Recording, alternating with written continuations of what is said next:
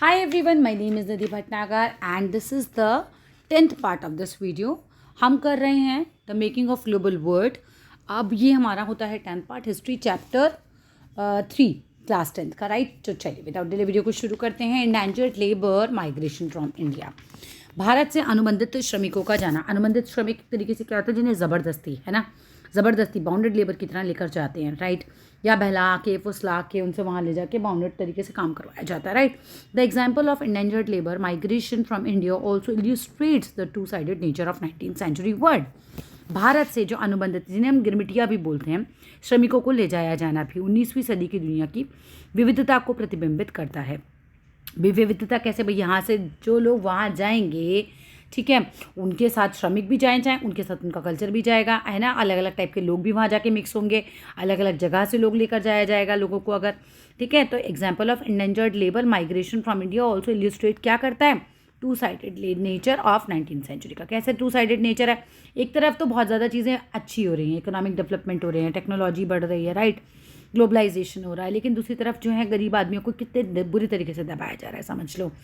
It was a world of faster economic growth. अगर हम बात करें 19th सेंचुरी की, तो ये उस समय का समय है जब बहुत ज़्यादा फास्टर जो है वो इकोनॉमिक ग्रोथ हो रही थी, as well as great misery भी था, है ना, बहुत ज़्यादा कष्टों वाला समय भी था. हायर इनकम्स फॉर सम, कुछ लोगों की तो इनकम बहुत ज़्यादा बढ़ रही थी, पर पावर्टी फॉर अदर्स, कुछ लोग जो थे बहुत ज़्यादा गरीब हो रहे थे. मान लो एक लैंड ओनर है ना, वो तो बहुत अमीर हो रहा है, लेकिन ज़बरदस्ती जिन मजदूरों से वो काम करा रहा है उन्हें पैसा भी नहीं दे रहा, राइट, वो बेचारा तो बहुत ज़्यादा गरीब हो रहा है. टेक्नोलॉजिकली एडवांसेस हो रही है इन सम एरियाज़ में, तो new forms of coercion in others. और दूसरी तरफ क्या हो रहा था, दूसरे क्षेत्रों में उत्पीड़न के नए नए रूपों का ईजाद हो रही थी. उत्पीड़न का नया रूप कैसे, आप इंडेंजर्ड लेबर, ये भी तो उत्पीड़न का ही नया रूप हुआ ना. लोगों को ज़बरदस्ती आप बंधक बना रहे हो, उनसे ज़बरदस्ती काम करा रहे हो, तो ये भी हो रहा था. मतलब एक तरफ टेक्नोलॉजी विकसित हो रही है, तो दूसरी तरफ आप लोगों को परेशान कर रहे हो, ये भी हो रहा था. In the 19th century hundreds of thousands of Indian and Chinese labour went to work on plantations. अगर हम बात करें 19वीं शताब्दी की, तो hundreds of thousands of Indians हम बात करते हैं तो भारत से और चीन से, है ना, चाइनीज़ लेबर की भी बात हो रही है. Indians and Chinese labour went to work कहाँ पर जा रहे थे, लाखों जो मजदूर हैं वो बागानों में काम करने के लिए जा रहे थे, खदानों में माइंस के लिए काम करने के लिए जा रहे थे, इवन रोड्स पे काम करने के लिए, रोड बनती है ना, रोड पे काम करने के लिए जा रहे थे, रेलवे कंस्ट्रक्शन के लिए आदमी चाहिए थे. अराउंड द वर्ल्ड, है ना, लोग इधर उधर हो रहे थे. इन इंडिया बात करें तो इंटेंजर्ड लेबर वर हायर्ड अंडर कॉन्ट्रैक्ट्स. अब इंडिया में भी क्या हो रहा था, जो इंटेंजर्ड लेबर्स होते थे, जिन्हें ना मतलब एक तरीके से बेवकूफ़ बना के ले जा रहे थे इन्हें, तो है ना, इन्हें हायर करा जाता था. कौन कराता था हायर, ये कॉन्ट्रैक्टर्स होते थे, which promise return travel to India after they had worked for 5 years on their employers plantations. ठीक है, ये बोलते थे कि चलो हम आपको ना प्लांटेशन पे यहाँ पर काम दिला देंगे, 5 साल आपको मिनिमम काम करना होगा, फिर आप अपने देश में वापस आ सकते हो अपनी जगह पे. ये लोग क्यों चले जाते थे उस समय, बिकॉज इनके पास बहुत ज़्यादा गरीबी थी, खाने को नहीं है, पीने को नहीं है, तो इनके पास कोई मतलब ऑप्शन नहीं होता था कई बार. ठीक है, तो फिर इनकी बातों में आ जाते थे, फिर इनके साथ चले जाते थे. पर कितनी बार तो ऐसा होता था अपने घर का भी वापस लौट ही नहीं पाए, राइट. और अभी लौट भी जाते थे तो फिर उनको वापस जाना पड़ता था, क्योंकि उतना पैसा तो इन पर होता ही नहीं था कि आके फिर सर्वाइव कर पाए. Most Indian indentured workers came from the present day regions. अब अगर हम बात करते तो ज़्यादातर जो भारतीय थे वो किधर से गए थे, ज़्यादातर अनुबंधित जो श्रमिक थे, इंडेंजर्ड लेबर जो थी वो कहाँ से जाती थी, ईस्टर्न उत्तर प्रदेश से जाती थी. जगह याद कर लेना, बिहार से जाती थी, सेंट्रल इंडिया से जाती थी, इवन राय डिस्ट्रिक्ट ऑफ तमिलनाडु से भी जाया करते थे लोग यहाँ से, है ना. यहाँ से इन लेबर्स को ले जाया जाता था. इन दी मिड 19th सेंचुरी की बात करें तो these reasons experience many changes. In mid 19th century की बात करें तो इन रीजन्स में ना बहुत ज़्यादा चेंजेस हुए थे. क्या हुआ चेंजेस की, कॉटेज इंडस्ट्रीज तो बिल्कुल डिक्लाइन ही हो गई थी, लैंड रेंट्स रोज हो गए थे, है ना, कुटीर उद्योग तो मतलब बिल्कुल ही खत्म हो गए थे, ज़मीन का भाड़ा जो था बहुत ज़्यादा बढ़ गया था, राइट. और क्या हो रहा था चेंजेस, तभी तो लोग परेशान होकर चले गए थे इन लोगों के साथ, बातों में आ गए थे इनके. ठीक है, और lands were cleared for mines and plantations. तो जो ज़मीनें थी वो क्लियर करा ली गई थी, किस लिए, क्योंकि वहाँ पर खाने थी, वहाँ पर बागान बनाने थे, प्लांटेशन वर्कर्स को काम करवाना था. ठीक है, तो इस सब के लिए लैंड भी खाली की जा रही थी. All this affected the lives of poor. और इनकी वजह से क्या हो रहा था, वहाँ के जो गरीब लोग हैं उनका जीवन बहुत ज़्यादा प्रभावित हो रहा था. दे फेल टू पे देयर रेंट्स. अब बेचारे इतने परेशान हो गए थे, इतने गरीब थे कि वो अपने रेंट भी नहीं पे कर पा रहे थे. Become deeply indebted. और इतने ज़्यादा ये कर्ज में बुरी तरीके से फंस गए थे ना, force to migrate in search of work. और इनके पास कोई और चारा नहीं बचा था, इनको तो जाना ही पड़ा काम की तलाश में. ठीक है, माइग्रेट होना ही पड़ा अपनी जगह से. The main destinations of Indian endangered migrations were Caribbean islands. कहाँ गए थे, बहुत इंपॉर्टेंट है, ठीक है। जो इंडिया से ले जाए जा रहे थे ये मजदूर वगैरह, इनको कहाँ ले जाते थे, कैरिबियन आइलैंड्स पे ले जाते थे। जो मेनली कौन कौन सी 3 जगह हैं, इनका नाम है ना ऐसे तोते की तरह याद कर लो, त्रिनिदाद, गुयाना और सूरीनाम। त्रिनिदाद, गुयाना और सूरीनाम, त्रिनिदाद, गुयाना और सूरीनाम। इसके अलावा मॉरिशस ले जाते थे, फिजी भी ले जाते थे। फिजी का तो आपने चैप्टर में भी पढ़ा होगा आपने, ठीक है। क्लोजर होम तमिल जो माइग्रेंट्स हैं वेंट टू, जो तमिल माइग्रेंट्स थे, ठीक है, तमिल अप्रवासी थे, वो कहाँ जाते थे, सीलोन और मलयाला जाकर काम करते थे। सीलोन और मलयाला जाके ये काम किया करते थे। तमिल माइग्रेंट्स कहाँ जाके काम करते थे, सीलोन और Malaya. Indentured workers were also recruited for tea plantations in Assam, ठीक है। अब ये जो हमारे अनुबंधित श्रमिक थे, इनको आसाम के चाय बागानों में भी काम करवाने के लिए ले जाया जाता था, ठीक है। आसाम के चाय के बागान होते थे वहाँ पे, तो वहाँ पे भी ज़बरदस्ती इनसे फिर काम करवाया जाता था। Recruitment was done by agents. अब जो रिक्रूटमेंट होता था है ना, इनको कहना चाहिए, इनको नौकरी कौन देता था, एजेंट देता था। एंगेज्ड बाय एम्प्लॉयर, और ये एजेंट को पैसा कौन देता था, भाई जिसका बागान है, जो भी एम्प्लॉयर है। And paid a small commission, और इस बंदे को क्या मिलता था, एजेंट को कुछ कमीशन मिल जाता था कि ठीक है तुम मजदूर ले आओगे तो हम तुम्हें इतना कमीशन दे देंगे। तो ये पहला फुसला के ले आया करता था। मेनी माइग्रेंट्स एग्री हो जाते थे to take up work hoping to escape poverty, है ना। बहुत सारे बेचारे गरीब लोग होते थे, उनको लगता था कि हम अपनी इस गरीबी से बाहर आ जाएंगे, ठीक है। और operation in their home village, और जहाँ पर जैसे वो अपनी ना गाँव में उनका बहुत ज़्यादा जमींदार वगैरह है ना, कोई भी है, तो वो उनको बहुत ज़्यादा उत्पीड़न कर रहा था उनका, तो वो सोचते थे कि हम ना इस परिस्थितियों से बाहर आ जाएंगे। Agents also tempted the prospective migrants by providing false information. अब एजेंट क्या करता था, इन्हें टेम्प्टेड करता था, मतलब एक तरीके से फुसलाने का काम करता था, इन्हें झूठी जानकारियाँ देता था, है ना, फॉल्स इन्फॉर्मेशन देता था अबाउट फाइनल डेस्टिनेशन। मतलब इनको बताता भी नहीं था फाइनल डेस्टिनेशन क्या है, इनकी कहाँ ले जा रहे हैं। बस बोलता था कि आप चलो, आपकी गरीबी दूर हो जाएगी, है ना, और ये होगा वो होगा, बस झूठी झूठी बातें बना के इनको ले जाता था। मोड्स ऑफ ट्रैवल भी नहीं बताता था, कई बार द नेचर ऑफ वर्क भी नहीं बताता था, even living and working conditions भी, मतलब ऐसी फॉल्स इन्फॉर्मेशन दे देता था इनके बारे में। Often migrants were not even told, कई बार तो माइग्रेंट्स को ये भी नहीं बताया जाता था कि they were embarked on a long sea voyage, है ना, कि उनको तो बड़ी दूर समुद्री यात्रा के लिए ले जाया जा रहा है, यानी समुद्र से कहीं बहुत ज़्यादा दूर ले जाया जा रहा है, उनको पता भी नहीं होता था। समटाइम्स एजेंट्स इवन फोर्सली एब्डक्ट कर लेते थे लेस विलिंग माइग्रेंट्स को, है ना। कुछ माइग्रेंट्स तो मतलब इनको ना नहीं जाना होता था, मान लो कि मजदूर हैं, ठीक है, वो राज़ी नहीं हो रहे हैं कि नहीं अपने को नहीं जाना है, मतलब दूर, तो इनको ना अपहरण करके ले जाते थे। 19th century indentured has been described as a new system of slavery. अब 19th सेंचुरी में इस तरह की जो इंडेंजर लेबर वाला सिस्टम आया, इसको कहा जाता था न्यू सिस्टम ऑफ स्लेवरी, एक तरीके से नई दास प्रथा का नाम दिया गया। On arrival at the plantation, जब ये लोग प्लांटेशंस पे पहुंचते थे, ये जो मजदूर हैं, labourers found conditions to be different from what they have imagined. अब ये इमेजिन तो करके आते थे कि भाई सब चीज़ें ठीक होंगी, हम काम करेंगे, खाएंगे पिएंगे, ठीक है, ज़िंदगी अच्छे से बसर हो जाएगी, लेकिन जो ऐसी ज़िंदगी इन्होंने इमेजिन की है उससे बहुत ही ज़्यादा डिफरेंट इनको लाइफ मिलती थी। वहाँ पर कंडीशंस बहुत अलग होती थी। Living and working conditions were harsh, है ना, लिविंग कंडीशन और वर्किंग कंडीशन बहुत ज़्यादा कठोर होती थी।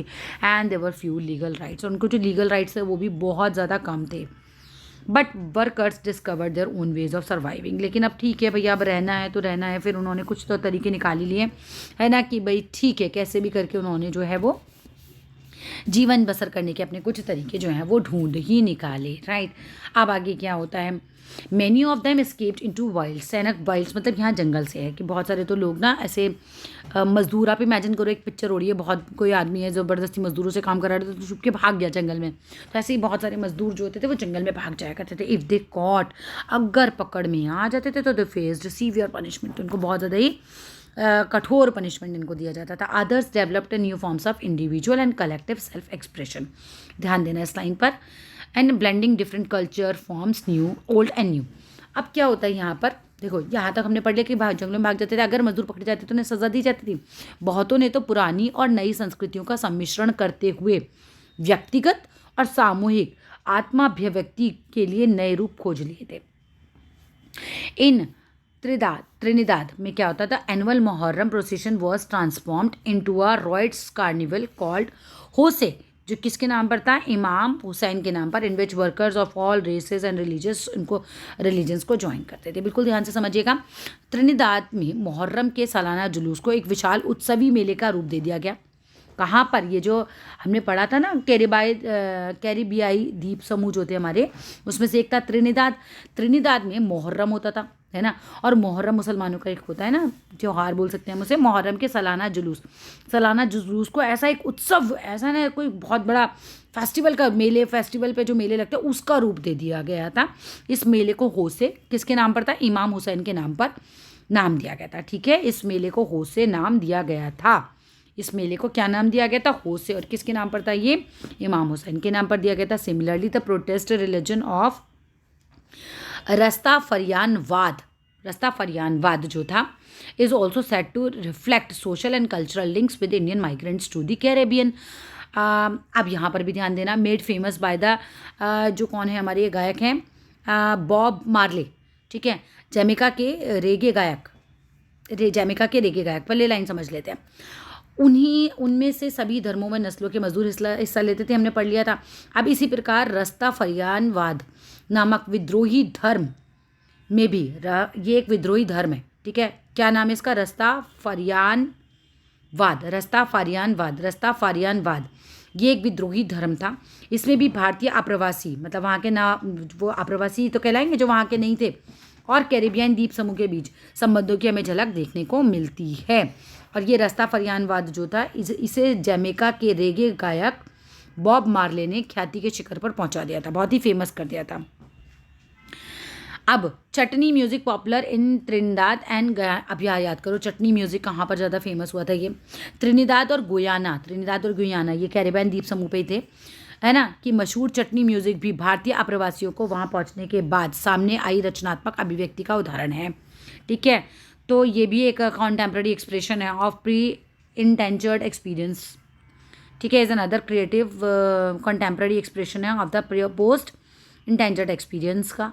अब these forms of culture fusion are the part of making the global world. अब फ्यूजन हो रहा है ना एक तरीके से, यहाँ के लोग वहाँ के लोग मिलकर त्यौहार हो रहा है, इनका आपस में मिक्स हो रही हैं चीज़ें, गाने मिक्स हो रहे हैं, कोई भी चीज़ का फ्यूजन हो रहा है, तो इस तरीके से ग्लोबल वर्ल्ड बन रहा है where things from different places get mixed, है ना। ग्लोबल वर्ल्ड में क्या हो रहा है, अलग अलग जगह की चीज़ें मिक्स हो रही हैं और लॉस देयर ओरिजिनल कैरेक्टरिस्टिक्स, और जो भी ओरिजिनल था वो तो मिक्स हो गया, है ना, तो वो लॉस्ट हो गई उसकी विशेषताएं and become something entirely new, कुछ बिल्कुल नया ही बन जाता था। Most indentured workers stayed on after their contracts ended और return to their new homes after a short spell in India. अब क्या होता था इसके बाद, सांस्कृतिक समागम के रूप में नई वैश्विक, ये सब तुमने पढ़ लिया।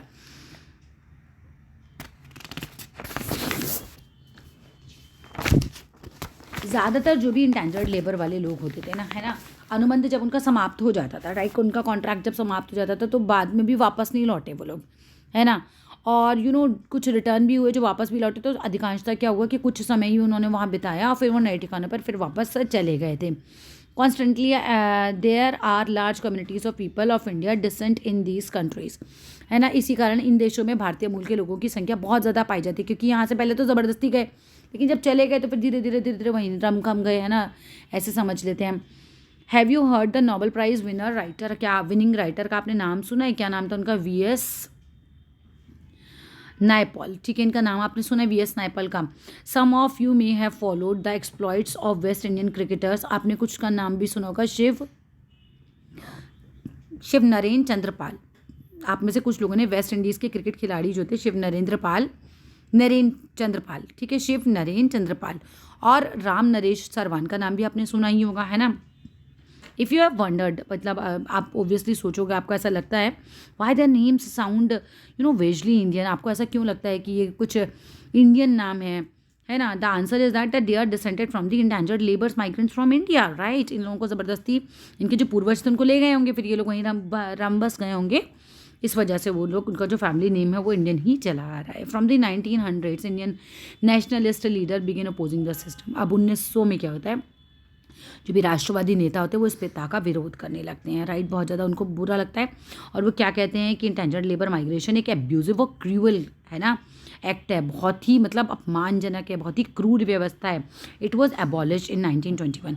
कब एबॉलिश हुई थी, again very important point, right, 1921 में ये खत्म हुई। Yet for a number of decades afterwards descendants of Indian indentured workers of thoughts as coolies remained an uneasy minority in Caribbean islands में। पता है फिर क्या हुआ, ये लोग बेचारे जो रह गए वहाँ पर, उनके जो वंशज वगैरह थे वो कैरिबियन द्वीप समूह में बड़े बेचैन अल्पसंख्यकों का जीवन बिता रहे थे। उनको वहाँ पे लोग कुली बोलते थे, है ना, कुली मानते थे उनको, उनके साथ कुलियों जैसा ही व्यवहार किया जाता था। और Naipaul, some of Naipaul's early novels captures their sense of loss and alienation.